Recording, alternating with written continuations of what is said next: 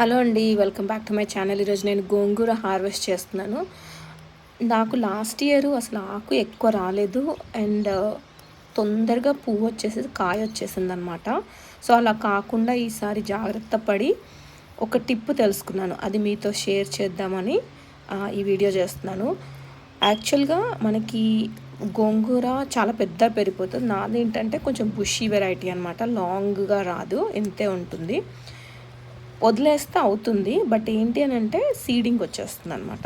So నేను ఆ seeding రాకుండా ఎక్కువ ఆకు రావాలి అని చెప్పేసి నేనేం చేస్తానంటే కొత్తగా వచ్చే చిగులను కట్ చేసేస్తాను. దాని కింద ఒక నాడ్ ఉంటుంది, అది కూడా నేను చూపిస్తున్నాను కదా, ఆ నాడ్లో నుంచి మళ్ళీ మనకి కొత్త చిగురు వస్తుంది అనమాట. సో అలా కట్ చేస్తూ ఉన్నప్పుడు మనకి బుషీగా తయారవుతుంది అండ్ మోర్ ఓవర్ మనకి ఎక్కువ ఆకు కూడా వస్తుంది. సో డ్యూరేషన్ కూడా ఎక్కువ పెంచుకోవచ్చు. ఈ సీజన్ ఫ్లక్చువేషన్స్ వల్ల ఏమవుతుందంటే అది హాట్ వెదర్ వచ్చేసరికి సీడ్కి వచ్చేస్తుంది అనమాట. సో అలా కాకుండా చెయ్యాలి అని అంటే అలా కొత్త చిగులు రావడానికి అలా కట్ చేస్తే సరిపోతుంది. ఓకే.